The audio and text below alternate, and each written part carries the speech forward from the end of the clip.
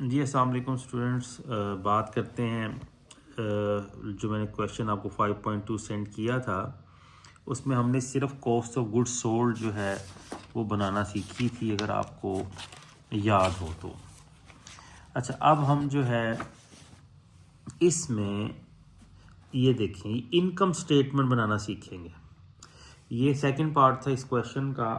तो हमने सिर्फ cost of goods manufactured and sold बनाई थी, लेकिन जो मैंने सोल्यूशन भेजा था उसमें इनकम स्टेटमेंट भी थी। अब ये इनकम स्टेटमेंट का परफॉर्मा भी समझना आपको बहुत ज़रूरी है।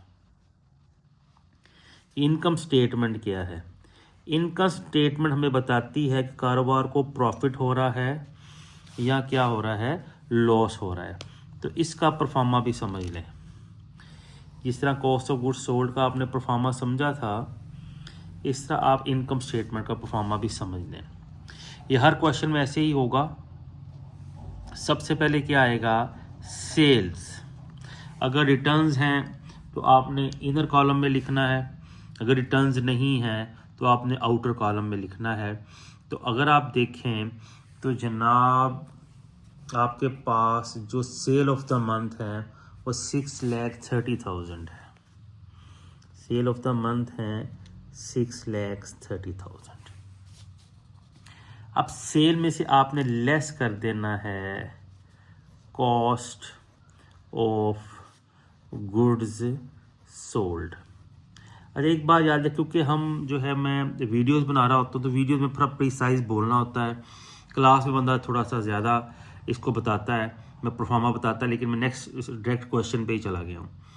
कॉस्ट ऑफ गुड्स सोल्ड कहाँ से आएगी? यकीनन आपने जवाब निकाला होगा कॉस्ट ऑफ गुड्स सोल्ड का, 2,73,000। तो 2,73,000 इसमें से हम क्या कर देंगे? लेस कर देंगे। ठीक है,